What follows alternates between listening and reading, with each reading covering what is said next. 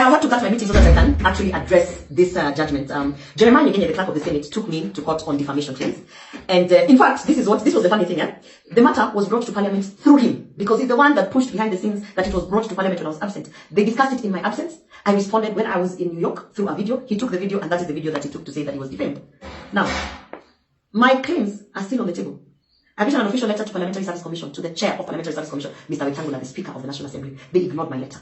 I have complained within the powers that be in Senate, including to the Speaker. They have ignored all my complaints. I complained in the official WhatsApp group that, listen here, I think because I said I'm not going to sleep with this guy and I don't want to participate in his sexual advances, that is why I am being removed from certain trips, I'm being removed from certain legislative agenda. My bills are being put at the back. That is why I'm being targeted with unlawful and all sorts of crazy things and shenanigans, such as 6 months suspension. That is why also, as you can see, they forced me to put in an apology, which Jeremiah Nyegenye, through that committee that prepared, added his name. And remember when I was telling you people that this guy is going to use this thing in court, he went and used it in court as a submission. Now, I am a believer of the judicial system, and I do believe that as much as there are many legal loopholes that criminals, rapists, murderers are using to win cases, I do believe in the judicial system. That is why I have placed an appeal. I'm going to appeal this judgment that has come out. I've had people saying, oh, 10 million, oh, when it rains, it falls, I don't know what. The machinery that is even being used to push this narrative is the UDA machinery that is actually supporting people like Jeremiah Nyegenye to continue with these things that they're doing in Parliament. Every single person that has worked in Parliament or has had an interaction in Parliament will tell you there's sexual harassment in Parliament. They will tell you they don't speak about it because this is what happens to you when you speak about it.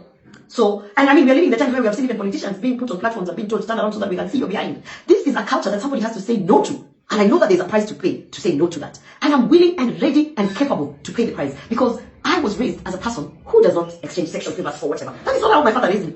And anyone who has been in my space knows, in fact, wanasema unajiringa, unajifanya, but that is not who I am. And there are many girls and many women who are finding themselves in compromising situations. You saw how Sabina Chege, actually a woman of her stature and her age, just succumbed to turning around to show her behind, because that is how the powers that be force it. So I want to say this to Jeremiah Nyegenye and to the public that cares to listen. No one has investigated. No one has investigated. Ever since I put up and said, listen guys, this guy is punishing me for saying no, not one single independent body or person has investigated and found that indeed Jeremiah Nyegenye is innocent. The only thing you have to do, even beyond investigations, as the public, why is the Senate refusing to put public the travel reports? Let's Kenyans see who has been traveling, how much they have been using the travel, how frequent they travel, who they travel with, and what that means to the taxpayers. Because the moment they put out the travel report, you will see Jeremiah Nyegenye in a plane every day with someone and someone and someone. And those are people who are playing ball. You will see the leadership of the House in a plane to wherever with constantly with certain people. You will see even the Speaker of the House constantly in some travel with certain people. So, that's the basic thing. So, I know there's a price to be paid, but let me tell you something. I believe that God put me in Parliament for a reason. And evil will never win. So, I am appealing. That is my position. I'm appealing in what has happened. I know that he used a legal loophole, and now he's pushing UDA party machinery and minions left, right, and center to push a narrative. But Jeremiah Nyegenye, there's no single investigation that has cleared you of sexual harassment. And that is the fact. And the Senate has not carried out any investigation. Do not lie to Kenyans. And Kenyans, ask for the travel report so that you can see how your billions of Kenya shillings is being spent in exchange of sexual favors and trips. Yeah, that's what I have to say about this.